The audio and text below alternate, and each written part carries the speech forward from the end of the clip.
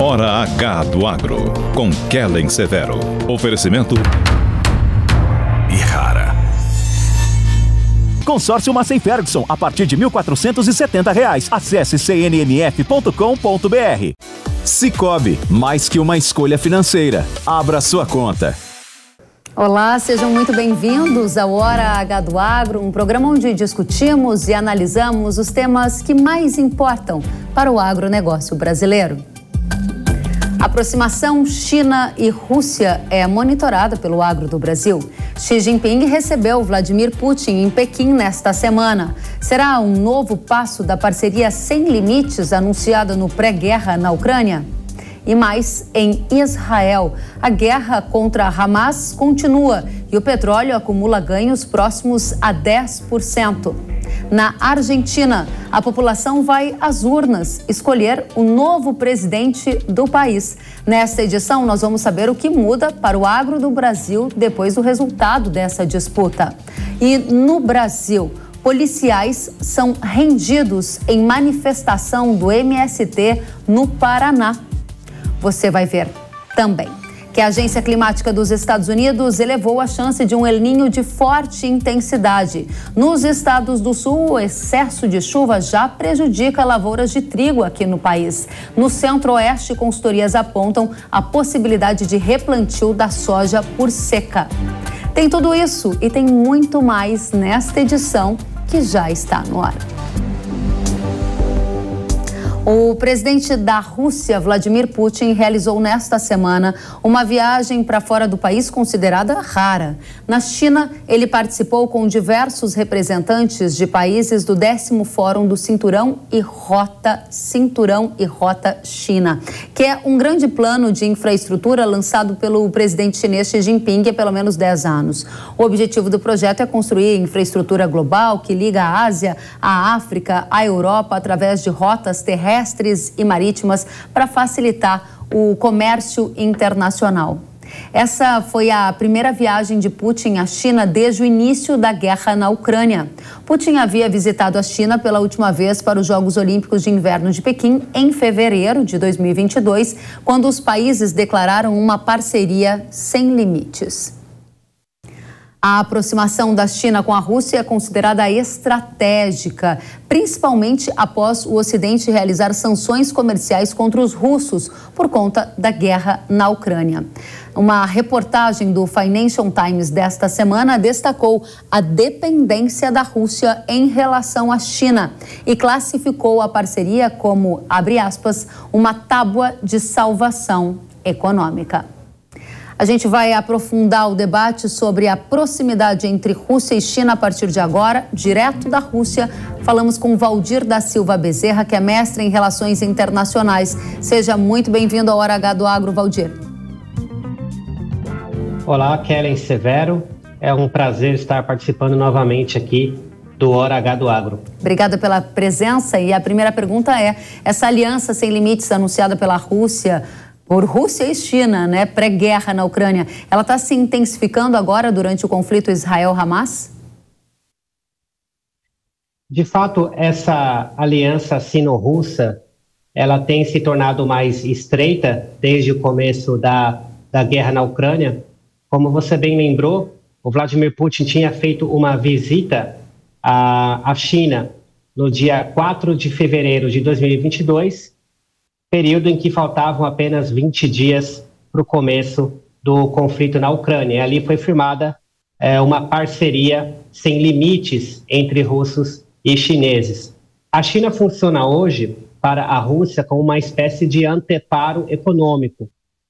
Muitas das commodities, sobretudo gás natural e petróleo, que a Rússia direcionava para a Europa Ocidental, ela foi obrigada, por conta das sanções, a justamente redirecionar, levar esses ativos, né, que ela exportava para outros mercados. E esses mercados são, sobretudo, os mercados da China e, em menor grau, também os mercados da Índia. Então, a Índia também tem feito um papel muito importante para a Rússia nesse sentido.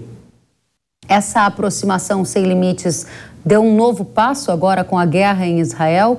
porque Putin foi até a China nesse momento também muito conturbado e importante para a geopolítica mundial. Eles estão ainda mais próximos? Algum sinal nessa direção?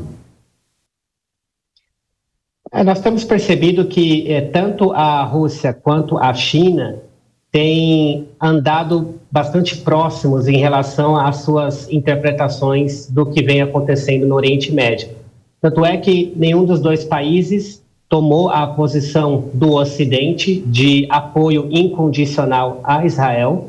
Ambos têm feito um discurso no sentido de que precisa ocorrer ou existir um cessar-fogo imediato no conflito entre Israel e Palestina. E essa visita, como você bem colocou, foi bastante simbólica, porque ela ocorreu praticamente no mesmo momento em que o Joseph Biden visitou Israel. Então a gente tem uma espécie de dois blocos aparentes hoje no sistema internacional. Um composto pelo Ocidente, capitaneado pelos Estados Unidos, e um outro bloco que vem sendo capitaneado justamente pela Rússia e pela China. Muito bem lembrado por você esse fato. A gente vai aprofundar ainda mais nessa edição. E dentro dessa perspectiva em que você coloca a proximidade de Biden a Netanyahu na visita a Israel e Putin a Xi Jinping na China, minha pergunta é: qual é o principal interesse de Putin e Xi Jinping com essa aproximação? Tem alguma relação com uma intenção da China de tomar Taiwan num curto ou médio prazo? Do mesmo modo que a China funcionaria como um anteparo econômico para a Rússia funcionaria para a China como uma espécie de anteparo militar. Então, essa aliança estratégica entre os dois países vai reunir justamente os recursos econômicos da China com os recursos militares da Rússia. Porque a Rússia, internacionalmente, é considerada uma potência militar de maior importância do que a China hoje. Então, a gente tem, sim, uma suspeita de que, pelo menos até 2030, a China vai fazer algum movimento mais assertivo em relação a Taiwan, e, em vista disso, ela vai, quando isso acontecer, se acontecer no prazo que alguns especialistas têm veiculado, ela vai precisar da retaguarda russa para justamente auxiliar ela contra o Ocidente. Que prazo é esse que você menciona? Então, existem algumas previsões de alguns analistas militares, inclusive dos Estados Unidos, que têm veiculado uma data entre 2025 e 2030. Então, já existem discussões nesse sentido, de que pode acontecer, nesse período, uma guerra direta entre os americanos e os chineses, justamente por conta de alguma situação envolvendo Taiwan. Muito bem, obrigada. Professor, eu volto com você em um segundo. Só vou atualizar alguns dados sobre o agro. Essa aproximação entre China e Rússia, ela tem dado alguns resultados. Em setembro, os países assinaram diversos acordos para melhorar o comércio de cereais. Está na pauta também criar um centro de grãos na fronteira dos dois países, com um corredor terrestre conectando o extremo leste da Rússia e o nordeste da China via terrestre. Já no setor de carnes, os chineses recentemente liberaram as importações de carne suína da Rússia de regiões livres de peste suína africana, uma doença que acomete os animais. Esses são alguns dos sinais que mostram que essa parceria também está ocorrendo no setor de alimentos, o que é importante para o agro brasileiro acompanhar. A Rússia é um importante participante no mercado de cereais. Dados do Departamento de Agricultura dos Estados Unidos revelam que o país é o maior exportador de trigo, o segundo maior de cevada e girassol, o quinto maior de milho e o oitavo maior exportador de soja do mundo. No setor de proteína animal, a Rússia está em 7º lugar nas exportações globais e na de carne de frango em 8º lugar. Diante desse contexto, eu volto com você, professor, e pergunto: de que forma essa nova era China-Rússia pode afetar o agro brasileiro? No princípio, mesmo com essa aprovação de iniciar a construção de um corredor de grãos entre a Rússia e a China, eu não prevejo nenhum tipo de efeito muito drástico nas relações entre Brasil e China, porque sobretudo quando a gente fala das relações do Brasil com a China, a gente fala da questão de exportação, sobretudo de soja.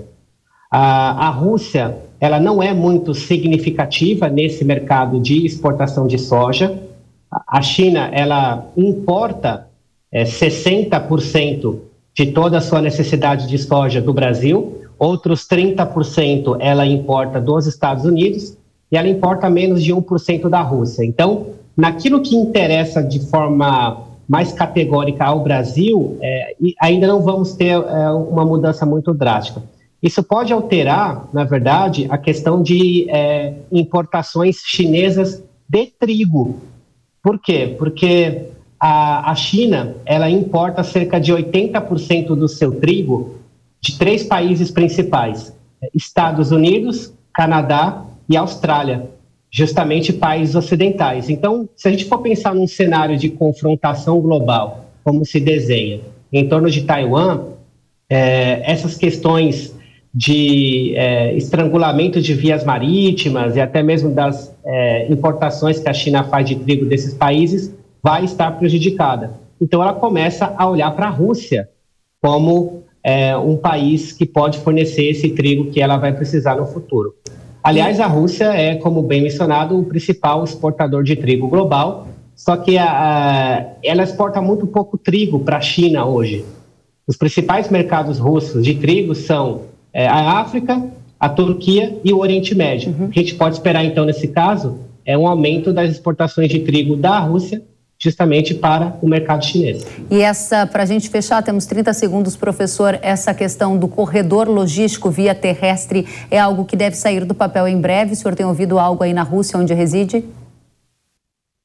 Na verdade, foi apenas aprovada essa iniciativa, né, de construção de um corredor terrestre de grãos entre os 2 países, mas é uma discussão antiga já, é uma discussão de vários anos, e ainda não existe um prazo exatamente de quando vai estar pronto, mas a gente pode esperar alguma coisa aí em torno de, no máximo, 5 anos para começar a estar totalmente operacional. Então, vai levar um tempo ainda para ele começar a dar os seus frutos. O que coincide com esse período de intensificação nas tensões geopolíticas mencionadas anteriormente por você. Interessante. Professor Valdir da Silva Bezerra, mestre em Relações Internacionais, que está conosco direto da Rússia. Muito obrigada pelas atualizações. Volte sempre. Muito obrigado pelo convite, agradeço a oportunidade novamente. Até a próxima. O nosso assunto agora é guerra entre Israel e Hamas. Ao longo da semana, Israel seguiu com os bombardeios na faixa de Gaza. O presidente dos Estados Unidos, Joe Biden, viajou a Israel e teve um encontro com o primeiro-ministro Benjamin Netanyahu. Após negociações intermediadas pelo presidente americano, Israel e o Egito concordaram em permitir a entrada de ajuda humanitária na faixa de Gaza. Enquanto isso, o ministro da Defesa de Israel sugeriu para as tropas reunidas na fronteira que deve haver uma invasão a Gaza por terra em breve. Vale destacar também que nesta semana o Irã convocou os países islâmicos a impor um boicote a Israel, com a expulsão de diplomatas e um embargo às vendas de petróleo devido à guerra contra o grupo terrorista Hamas. O conflito entre Israel e Gaza e o risco dele se alastrar pelo Oriente Médio mantém o petróleo sustentado. O barril WTI para dezembro estava ao redor de $89 na sexta-feira agora e o Brent ao redor de $92. Desde o início da guerra entre Israel e Hamas, a cotação acumula ganhos ao redor de 10%, conforme você que nos assiste pela TV pode observar no gráfico. A Petrobras anunciou o reajuste de 6,6% para o diesel, refletindo as tensões no mercado global. O combustível estava sendo negociado nas refinarias brasileiras com valor 15% abaixo do preço externo, segundo a Associação Brasileira dos Importadores do Combustível. E o nosso assunto agora é a eleição na Argentina. As eleições presidenciais da Argentina acontecem neste domingo, dia 22 de outubro. Javier Milei, chamado também de Bolsonaro da Argentina, Sérgio Massa, que é o atual ministro da Economia, e Patrícia Bullrich, ex-ministra da Segurança da Argentina, são alguns dos principais nomes da disputa. O novo presidente vai enfrentar um grande desafio econômico e social, já que a inflação argentina ultrapassa 100% em 12 meses. países, além do alto nível de pobreza por lá. Aqui no agro brasileiro, esse tema também é acompanhado de perto pela importância dos argentinos no mercado agrícola. Os nossos vizinhos são considerados também nossos concorrentes, principalmente em setores como óleo e farelo de soja e carne bovina, por exemplo. Direto de Buenos Aires, Marcelo Favalli, que é editor de internacional aqui na Jovem Pan News, atualiza o cenário na Argentina às vésperas dessa importante eleição. Olá, tudo bem? Não é que eu esteja na capital argentina somente, Buenos Aires, eu estou no centro do poder.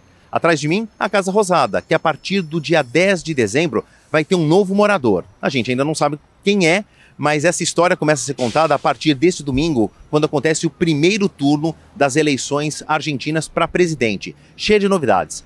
Pela primeira vez desde a redemocratização da Argentina, os argentinos não estão vendo na cédula o nome de alguém que estava aí. Então, quer dizer, o presidente Alberto Fernandes e nem a vice Cristina Kirchner vão tentar a sua reeleição. E nem olhando um pouquinho mais para trás, na última gestão de Maurício Macri, o último presidente de direita aqui da Argentina, ele também não quis tentar a reeleição. Então apareceram aí novos candidatos e entre eles, claro que a gente tem que destacar Javier Milei, que é o favorito, talvez, para ganhar num primeiro turno.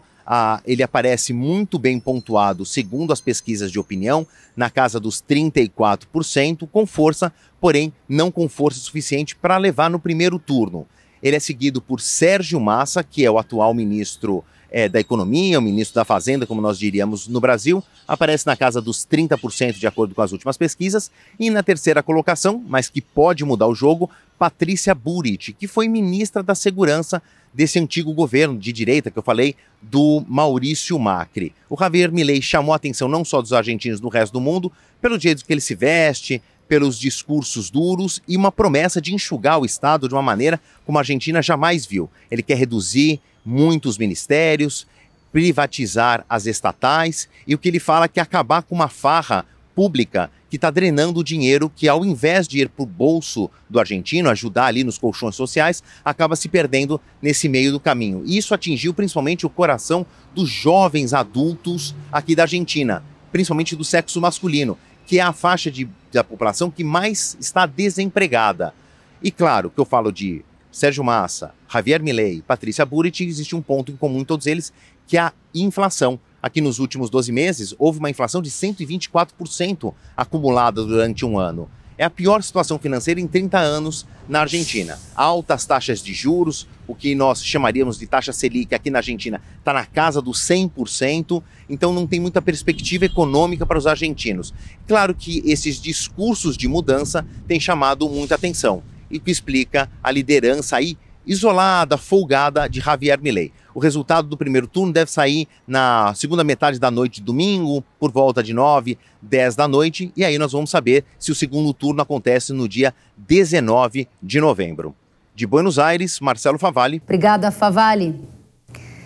E o agronegócio monitora de perto os efeitos que podem ocorrer como mudanças na política econômica e agrícola, especialmente ligadas ao fim de taxações de exportações, dólar soja e outras intervenções de governo.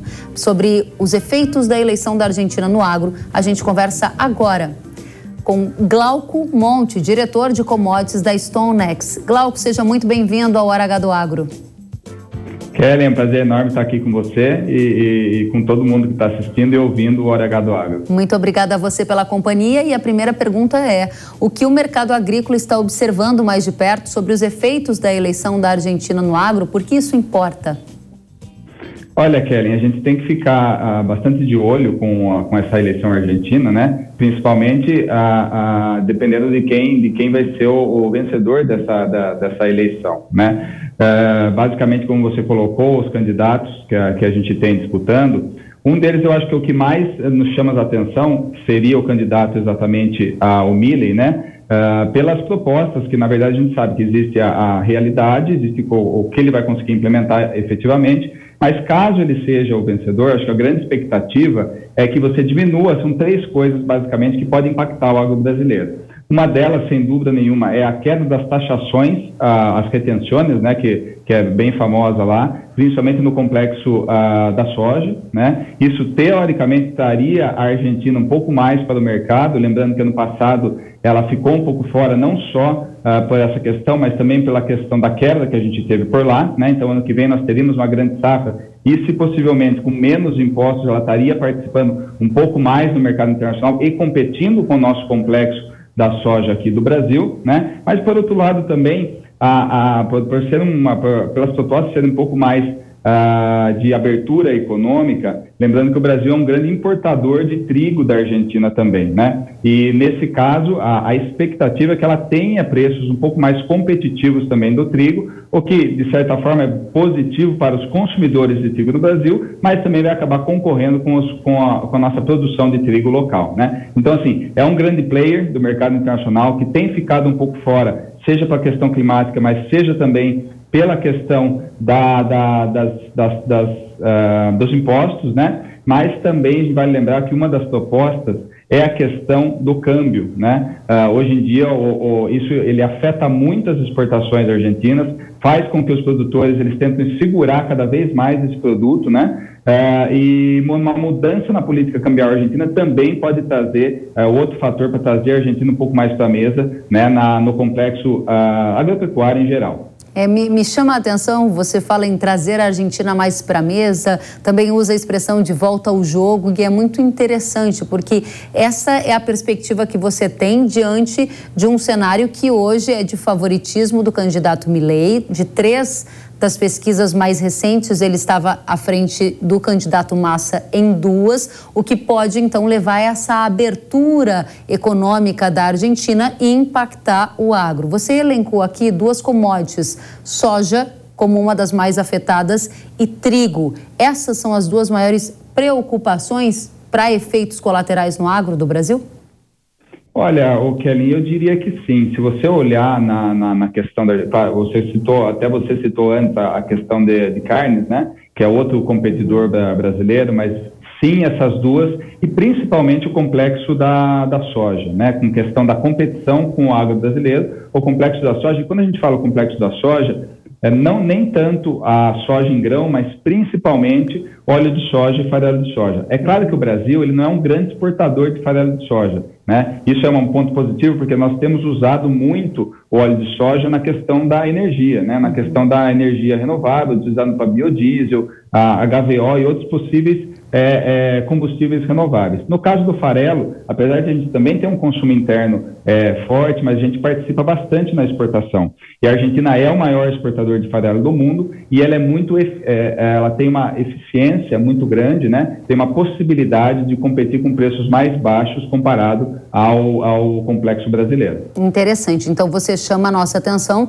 para efeitos colaterais mais importantes de uma eventual abertura da Argentina, no caso de uma vitória de Milei, que é quem tem essa perspectiva de mudanças mais agudas, na soja, principalmente no farelo. Mas me chama a atenção que você mencionou o trigo. Para nossa audiência, a gente é importador de trigo, né? Estamos buscando aqui no país a autossuficiência. E, paralelo a isso, a gente vê, por exemplo, muito leite vindo do Mercosul. Você disse que se a Argentina se abrir mais ao mercado, de repente o trigo dela fica ainda mais competitivo e esse trigo poderia inundar o mercado brasileiro, achatando margens dos agricultores brasileiros, que inclusive têm investido na cultura de inverno por aqui. Não é, Glauco? Exato, Kelly. Sem dúvida, a Argentina é um grande player no trigo para a gente. O Brasil não é autossuficiente, como você comentou. A gente importa na faixa de 5 milhões de toneladas de trigo, principalmente da Argentina. A gente importa mais, mas da Argentina a gente vem importando de 4 a 5 milhões de toneladas, né? E hoje ela tem as exportações argentinas, além de você ter uma taxação, você também tem licenças de exportação. Então, não é sempre que ele abre o mercado, às vezes quando a Argentina abre o mercado, o Brasil participa desse mercado de importação, né? E ela assim, caso a gente tenha uma política um pouco mais liberal, que seria menos taxações, uma mudança na política cambial com o câmbio flutuante, né? Isso, teoricamente, incentivaria uma produção maior de trigo e também a participação deles mais no mercado internacional. E o Brasil, como um comprador, acabaria participando, a gente está do lado da Argentina aqui, na compra ou possivelmente um aumento desse volume. Mas, paralelamente, eu diria que o Brasil ele também tem uma possibilidade, Kelly, de aumentar a produção de trigo no Brasil, como você comentou, né? Hoje no Brasil a gente teve o agro, ele deixou de ser só agroalimento, né? Mas ele também é um agroenergia.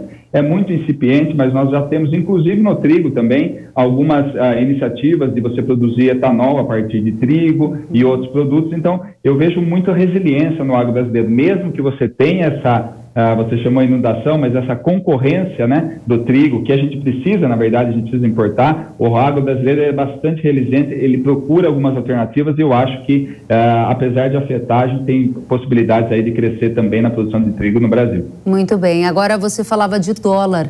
A gente viu o governo de esquerda, que atualmente está à frente da Argentina, criar iniciativas como o dólar soja para tentar ampliar as exportações e trazer mais dólar para o país que está com a economia combalida. Também se falou muito de dólar milho. Essas iniciativas, elas perdurariam ou você acha que imediatamente, à medida que Milei assumir, se ele ganhar, ele colocaria um fim nesses câmbios paralelos com a dolarização da economia? O que você enxerga?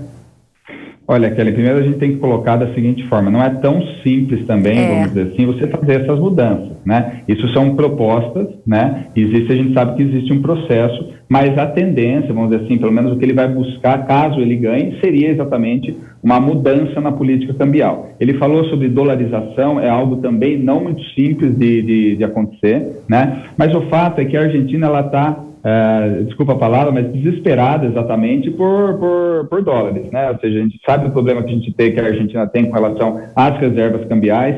Ano passado, a agricultura é o setor que mais exporta na Argentina, parecido com o Brasil, né?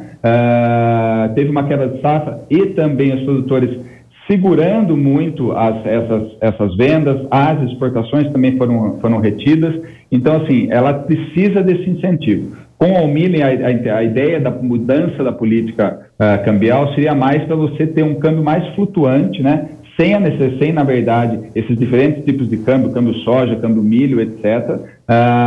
E no segundo mais radical seria a dolarização. A dolarização eu não vejo algo tão rápido de acontecer, mas sim uma abertura de mercado para incentivar mais essa exportação e você conseguir formar reservas cambiais. Sim, eu acho que a gente tem que esperar logo nos primeiros meses aí, caso ele seja o vencedor dessa eleição. E, de novo, a gente está aqui focando a nossa atenção majoritariamente no candidato à direita, Milei, que aparece liderando pesquisas, 2 das 3 últimas que a gente consultou aqui no Hora H do Agro, porque ele é quem pode ser mais disruptivo em relação ao comando da política agrícola ou da política econômica. No caso de Massa, Glauco, eu li o plano de governo dele e realmente o agro aparece de uma forma muito indireta, citado através de soberania nacional na produção de alimentos, agroecologia, regulação ambiental, mas não há nenhuma menção direta ao setor agropecuário. Numa eventual vitória da esquerda, você prevê mudanças para o agro? Olha, Kelly, eu não prevejo muitas mudanças. Na verdade, na situação argentina hoje em dia, o agro ele é o principal fonte, vamos dizer assim, de receita para o governo argentino, né? Então, assim, hoje você tem taxação 34%, 36%, 33% em todo o complexo da soja, que é o maior produto de exportação. Vários outros setores, produtos agropecuários também com bastante taxação, e isso a gente já vem nos últimos anos vendo que, na verdade, as únicas mudanças que a gente vê dentro do setor são, muitas vezes, aumento dessas taxações, como aconteceu no caso do farelo e do óleo de soja. Eu não citei a questão do biodiesel, mas o biodiesel também, a Argentina é o maior exportador de biodiesel, e também é muito taxado esse biodiesel. Na verdade, ele é uma grande fonte de receita para o governo argentino atualmente. Eu não esperaria muitas mudanças, apesar que ano que vem a expectativa é que a gente tenha uma grande safra na Argentina, né? Não tenha de novo uma queda como a gente teve esse ano. E o governo, como eu comentei, ele precisa incentivar essas exportações. Então, de certa forma, não vejo muitas reduções de taxa nesse sentido, mas sim incentivos, como você comentou, dólar soja, dólar milho, etc., medidas nesse sentido para incentivar as exportações. Incentivando as exportações, queira ou não, também vai acabar competindo um pouco com o complexo soja aqui do Brasil, né? Menos na soja grão, mais nos produtos, mas também eu vejo a Argentina voltando ao mercado também nessas exportações e competindo um pouco mais com o agro brasileiro a partir do próximo ano. É interessante o que você coloca, e para finalizar, quando a gente fala do Milei favorito, eu estou vendo alguns comentários da nossa audiência, eles disseram assim, como por exemplo o Danilo, ele disse: preferimos ter um vizinho economicamente forte e de mercado aberto, fora dos controles que foram impostos pelos últimos governos. Então, há aqui no agro do Brasil mais menções nessa direção. O Antunes também escreveu pró-livre mercado, assim como muito mais gente nessa mesma direção, que é melhor termos uns vizinhos concorrentes do que ver essa dificuldade toda tomar conta da América Latina e assim por diante. Glauco, não sabemos ainda o resultado, objetivamente, se der Milei, em quanto tempo as mudanças começam a aparecer. Se ficar à esquerda com Massa, você acha que a crise pode ser piorada? Para a gente fechar essa entrevista.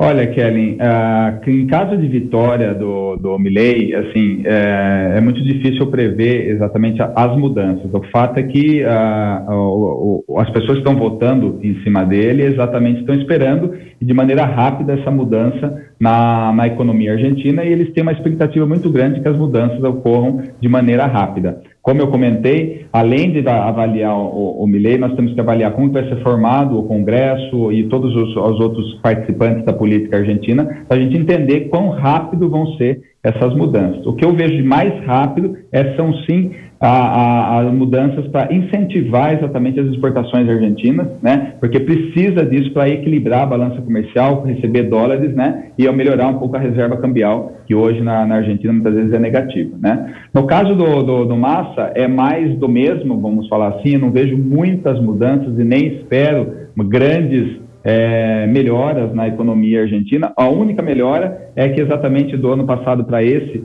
caso o clima permita, eles vão produzir novamente uma grande safra de soja, e isso já ajuda de maneira direta a economia argentina, né? Então essa é a minha visão. Vamos aguardar o resultado dessa eleição e os próximos passos dos vencedores. Muito obrigada, Glauco Monte, diretor de commodities da StoneX, pela análise. Volte sempre ao Hora H do Agro.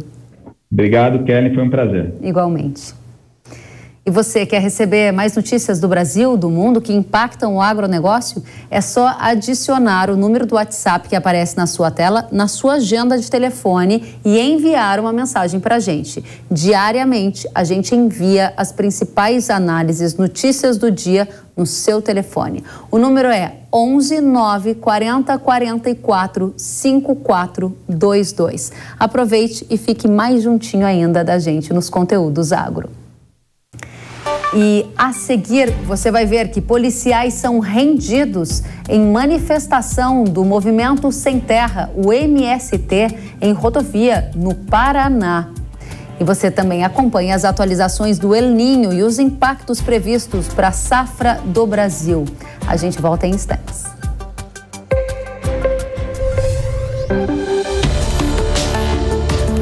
O agro, setor que movimenta a economia brasileira, gerando renda, emprego e oportunidades para toda a população. Hora H do Agro, com Kellen Severo.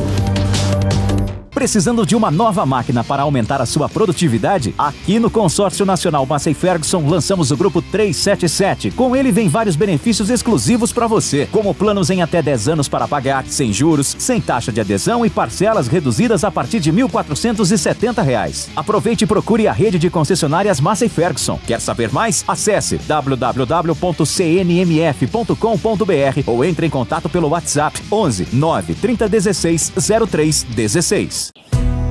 Eu só queria te contar sobre o cooperativismo financeiro.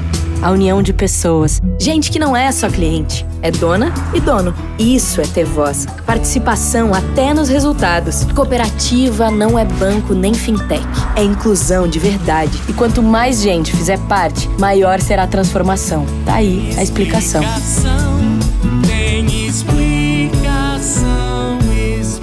Mais que uma escolha financeira. Sicoob. Sabia que o Brasil é um dos maiores produtores de soja e milho no mundo? Esse mercado movimenta mais de 70 bilhões de dólares anualmente e tem muitas oportunidades. Com o curso de comercialização de soja e milho da NIL, você aprende a negociar preços em bolsas internacionais e proteger seu capital. O professor João Birkan tem mais de 60 anos de experiência e vai te ensinar como ganhar dinheiro no agronegócio. Quero garantir uma taxa melhor do dólar para daqui a 12 meses. Esse curso é ideal para você que quer trabalhar com trading de soja e milho no mercado financeiro e para você que é produtor e quer potencializar os lucros com sua safra. Ingresse no setor que mais cresce no Brasil. Acesse nilcursos.com.br e inscreva-se.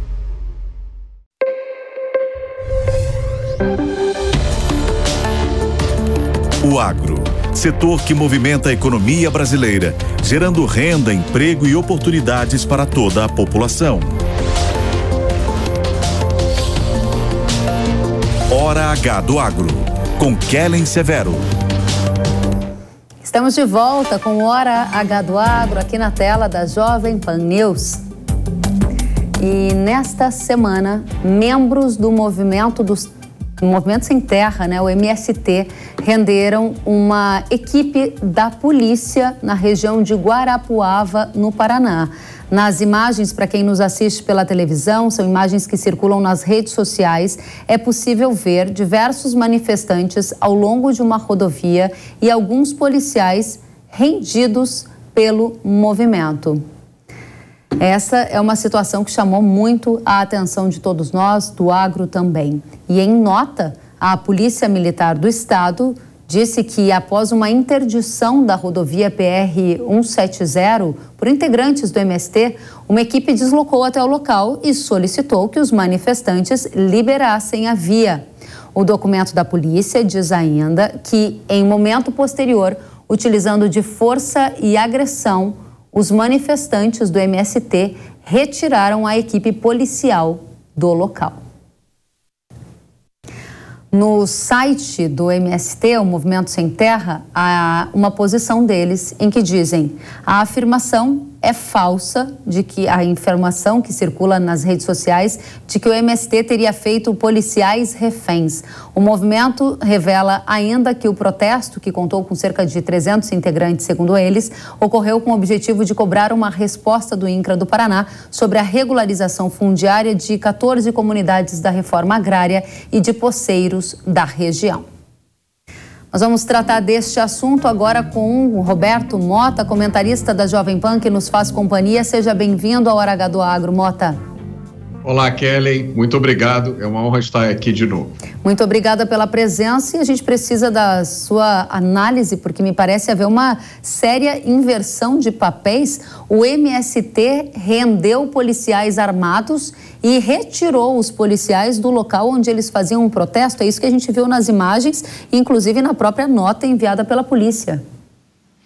O que parece que aconteceu, Kellen, é que os policiais foram lá pedir para que os manifestantes, ou seja lá como for que se denomina aquele grupo, desbloqueassem a rodovia. Inclusive, há uma ordem judicial proibindo o bloqueio daquela rodovia. 2 policiais foram tentar conversar, tentar dialogar e foram expulsos através do uso de força física, eu não vi, não está claro se esses manifestantes ou bloqueadores de rodovia estavam armados. O que eu posso dizer, com certeza, é que os policiais fizeram a coisa certa. Estavam em número muito menor, resolveram sair de lá, não enfrentar, e agora cabe à polícia e à justiça dar uma resposta para esse ato.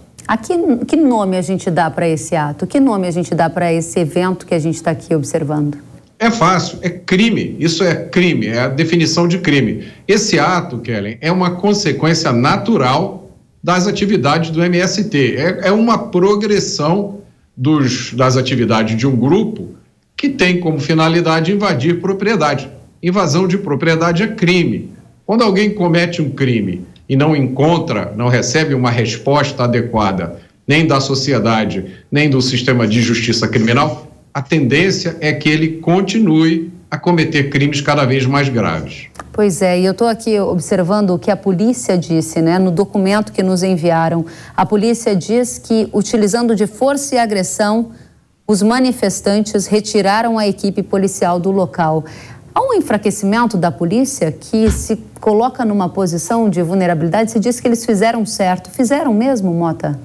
Olha, Kelly, existe uma guerra contra a polícia. É uma guerra travada através de diversos meios, é uma guerra que usa as leis, é uma guerra que usa o sistema de justiça criminal, é uma guerra que usa a grande maioria da própria mídia. E aí você levantou um ponto muito interessante, a escolha das palavras, né? Muitas vezes, a própria polícia tem que tomar muito cuidado com as coisas que ela diz, porque pode enfrentar amanhã um obstáculo muito sério na justiça. Então, você vê a escolha das palavras. Quem empurra policiais, quem quase agride policiais e os impede de cumprir a sua função, não é manifestante. Quem faz isso é criminoso. Mas a polícia do Brasil enfrenta uma dificuldade cada vez maior para cumprir o seu papel, e eu acho que essa cena é representativa disso, e eu espero que ela tenha uma resposta à altura. Pois é, Mota, e falando em palavras e escolha das palavras, eu atentamente ouvi o que você disse e quando você se referia a MST e você falou em progressão desse movimento. A pergunta é, esse tipo de movimento como o MST vai progredir, ganhar fôlego, avançar mais daqui para frente? Depende das escolhas que serão feitas pela sociedade brasileira e pelas autoridades brasileiras, que têm a responsabilidade de dar uma resposta para isso.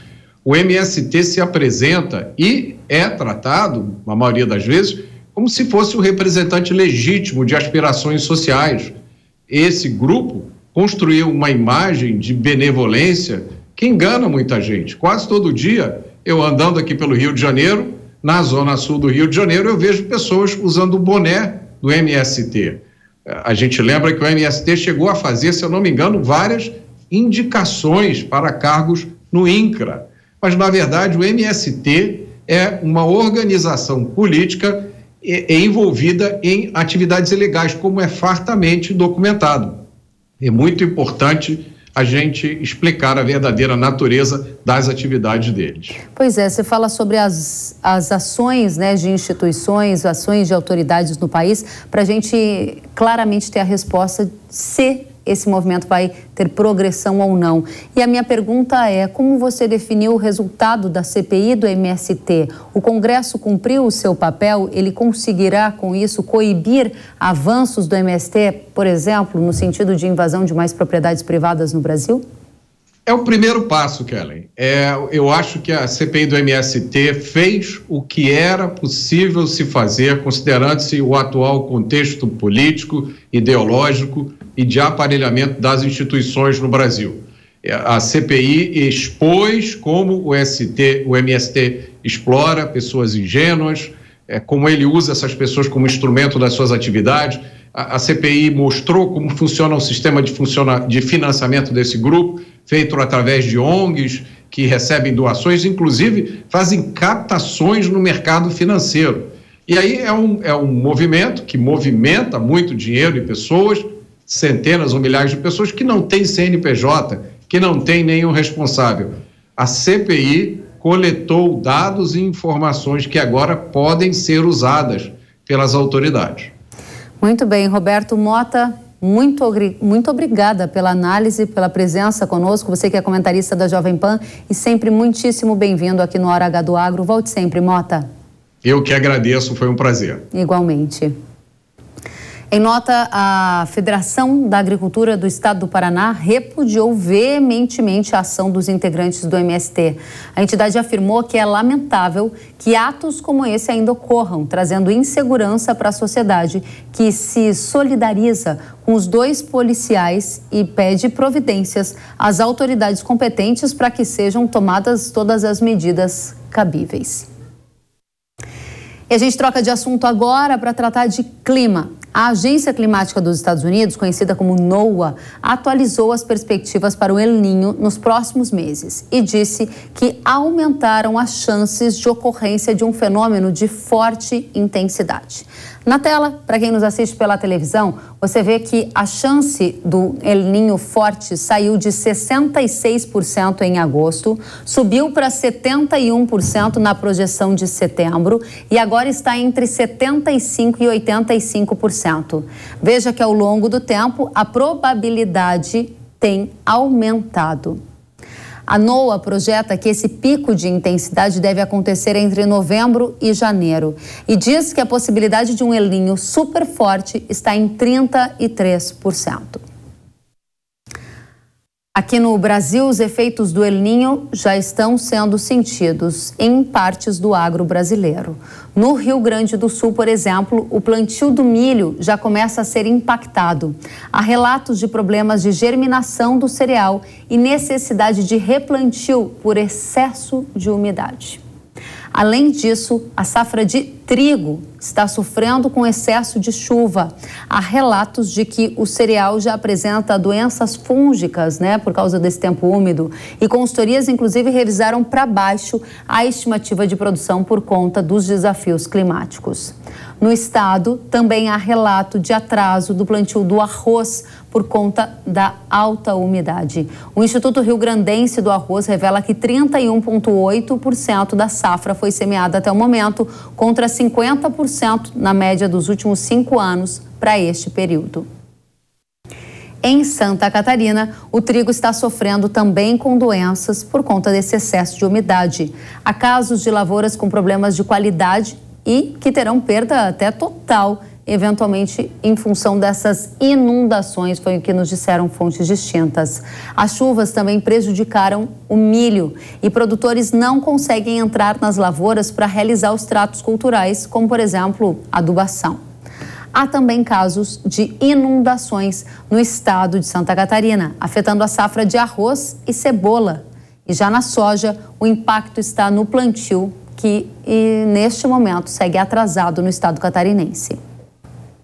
No Paraná, os efeitos são principalmente na safra de trigo. De acordo com a Secretaria de Agricultura, o cereal sofre com a alta umidade e já apresenta doenças fúngicas, como as que você vê na televisão. Há relatos também de problemas na cadeia do leite, que tem dificuldade de realizar a logística do produto captado no interior até as indústrias. Do outro lado, na área mais para cima do país, lá para a parte do centro-oeste, em Mato Grosso, por exemplo, o que ocorre é o oposto. São as chuvas irregulares, as altas temperaturas, relatos de seca, que fazem com que alguns produtores tenham que replantar a soja, porque a soja não conseguiu brotar, não havia umidade. A ProSoja de Mato Grosso diz que as temperaturas superaram 44 graus em algumas regiões e que parte dos agricultores tem atrasado o plantio para evitar prejuízos. Pois é, o El Niño está dando as caras, os efeitos já estão sendo sentidos em diferentes regiões do país. O que precisamos saber é o que vem pela frente. Marcelo Schneider, meteorologista do INMET, está conosco para responder o que vem pela frente. Marcelo, seja muito bem-vindo à Hora H do Agro. Isso, Kellen. Obrigado pelo convite, através aí do INMET, a gente falando de El Niño, que era uma previsão já de alguns meses atrás e, de verdade, nós vamos ter, já estamos tendo desde setembro o impacto nas chuvas que começaram no Rio Grande do Sul. Mês de outubro se ampliaram aí, principalmente Paraná, Santa Catarina, com chuvas muito fortes e com parte de uma estiagem, com tempo muito quente na região centro-oeste. O efeito do El Niño deve se prolongar nessa primavera, parte do verão, e a intensidade no momento ela é forte.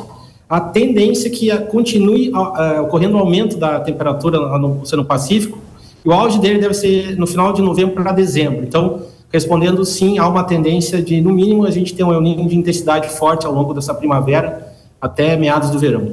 O El Niño de intensidade forte significa efeitos climáticos mais fortes também, ou seja, muito mais chuva no sul, muito mais seca em áreas do centro-norte? Isso. Nesse setembro e outubro, ele esteve combinado com a temperatura mais alta também do Oceano Atlântico, especialmente o Oceano Atlântico Norte.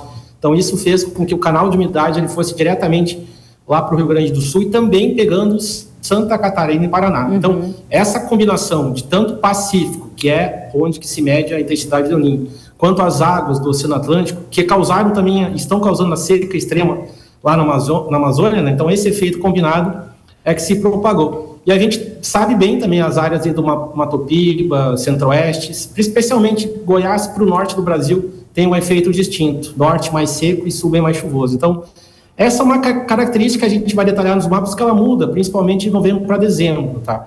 O impacto do El Niño, a gente sabe que é na primavera, setembro, outubro e novembro, são esses 3 meses que tem um efeito mais direto no sul do Brasil. Bom, então vamos aos mapas para quem nos assiste pela televisão. O primeiro deles é do trimestre. Eu vou pedir para o pessoal colocar em tela cheia para a gente observar no detalhe e você trazer para a gente essas previsões de chuva e temperatura para o trimestre, novembro, dezembro e janeiro.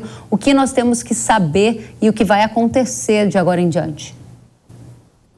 Esse é um mapa que faz assim, um resumo para o trimestre. Se o agricultor olhar no mapa da esquerda, aquelas áreas em azul, são áreas onde a chuva deve ficar acima da média. Nós sabemos que a partir de agora, entre outubro, principalmente a partir de novembro, o volume de chuvas começa a aumentar a quantidade a partir ali de São Paulo, sul de Minas, centro-oeste, Goiás, parte de Tocantins e principalmente essa divisa que precisa tanto de chuva entre o Mato Grosso e o Mato Grosso do Sul. A tendência por esses mapas do trimestre é que continue chovendo acima da média no Rio Grande do Sul, Santa Catarina, Paraná. E uma novidade que a gente tem, o estado de São Paulo também, parte do Mato Grosso do Sul, são áreas que vão ter um volume, não só volume de chuvas, mas a umidade tão bem-vinda no solo. O efeito desse El Niño, ele deve ser entendido de uma dupla forma. Uma, a umidade facilitando, beneficiando as culturas aí de soja, principalmente entre essa área de São Paulo, sul de Minas, parte do Mato Grosso do Sul, centro-norte do Paraná, também o sul do Mato Grosso. Por outro lado, a expectativa, como a gente pode ver no mapa, é principalmente ali meados, interior da Bahia, a maior parte do Mato Piba, região do Pará, norte do Mato Grosso, principalmente divisa com o Amazonas. Essas áreas vão ter, lamentavelmente, chuva abaixo do normal. Um problema, Kelly, também é o início dessa primavera, que ela vai ainda ser acompanhada, principalmente final de outubro e novembro, pelas altas temperaturas. A gente está tendo quebra de recordes de temperatura. O agricultor dessas regiões sabe bem que a temperatura do solo passa aí dos 40, 45 graus, que é a temperatura do ar. Isso tem um efeito prejudicial, principalmente na germinação das culturas. Então, de uma forma geral, o sul vai continuar tendo chuvas e umidade acima do normal, na maior parte do período. Tem aquelas janelas de intervalo, né, que são propícias para atividade agrícola, principalmente a partir do final de novembro e dezembro.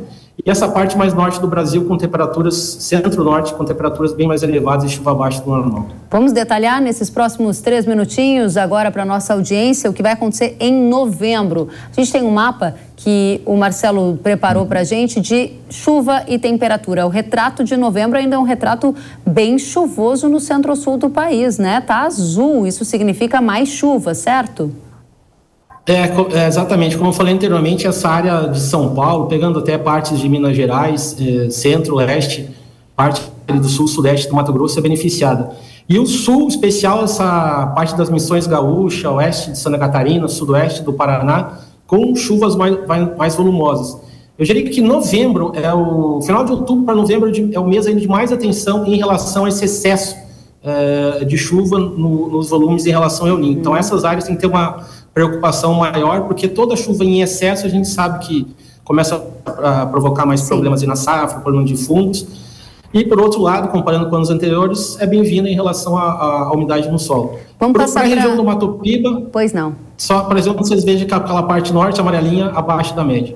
Muito bem. Dezembro e depois janeiro, para a gente dar aquela mensagem final para o pessoal que também já está pensando no plantio da safra de milho.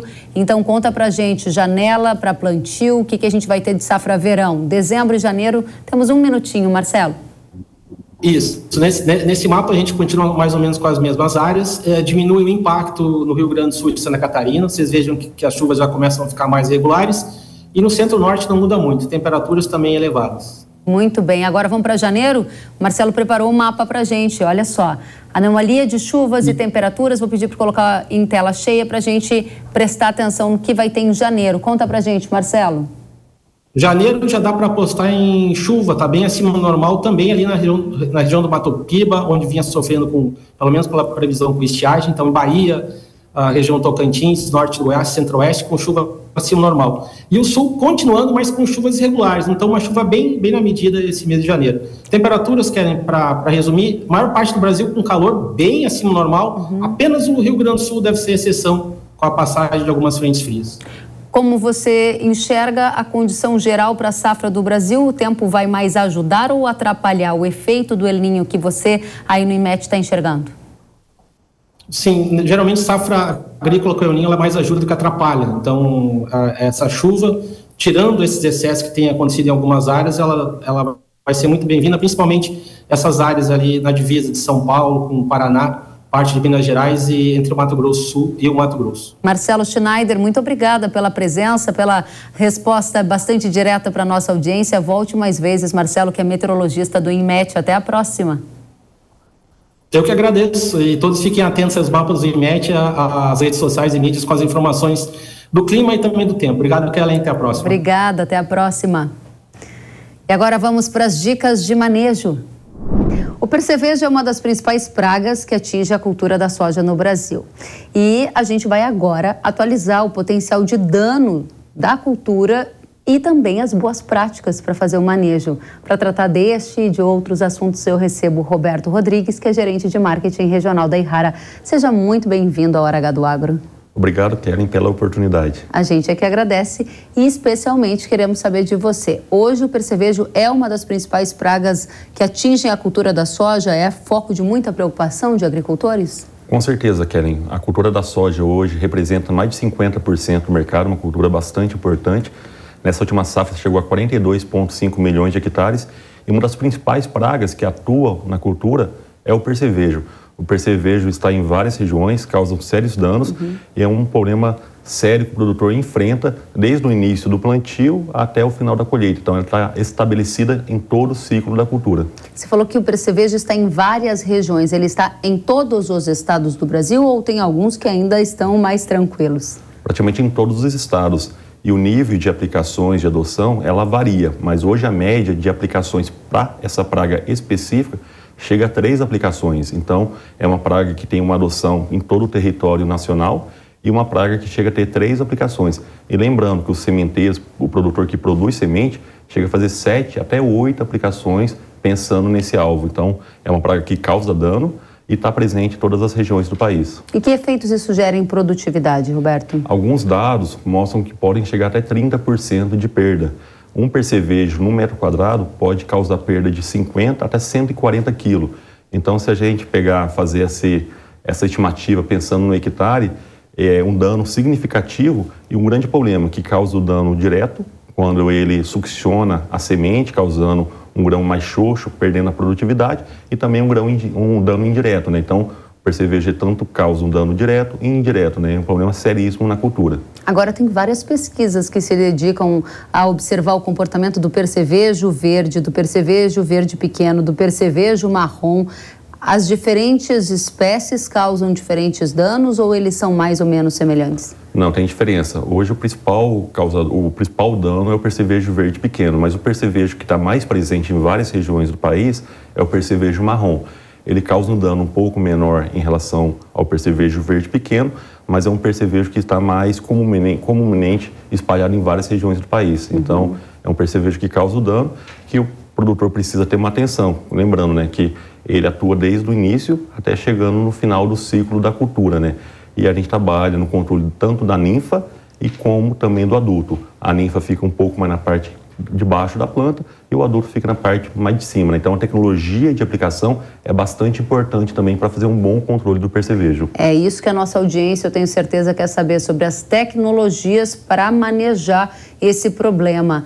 Quais são as tecnologias que a Yara tem e talvez vai ter também para o futuro, a fim da gente entender as ferramentas que estão disponíveis? Com certeza. A tecnologia, são várias tecnologias que o produtor adota, desde o monitoramento do percevejo através de plano de batida e pensando no controle, é importante fazer um controle desde cedo na lavoura.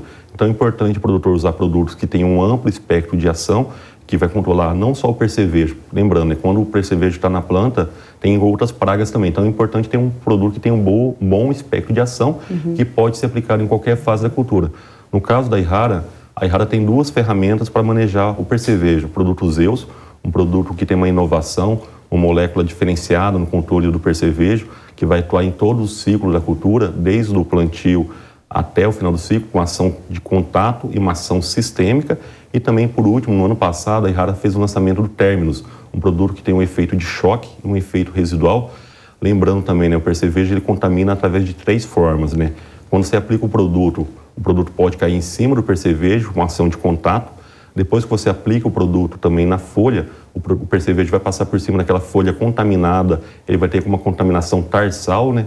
E também através da ingestão, né? Quando o percevejo vai succionar a planta, ele vai ter uma contaminação através da ingestão.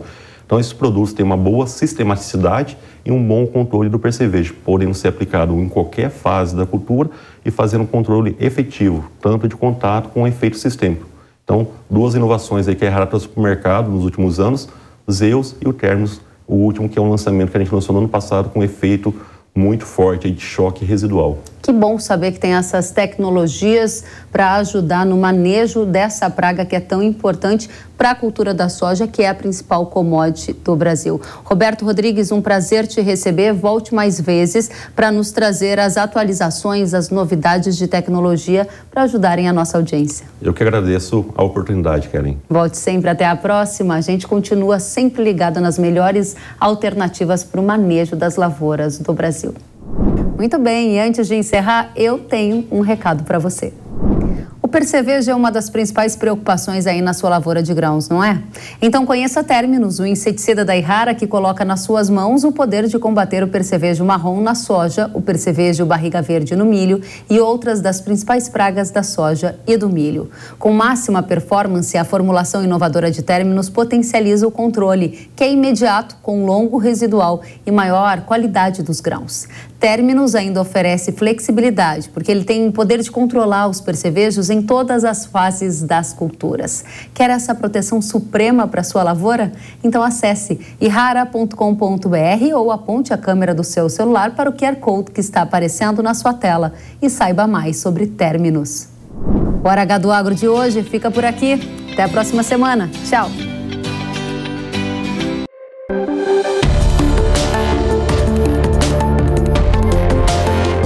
Hora H do Agro, com Kellen Severo. Oferecimento Errara. Consórcio Massey Ferguson, a partir de R$ 1.470. Acesse cnmf.com.br. Sicoob, mais que uma escolha financeira. Abra sua conta. Realização Jovem Pan News.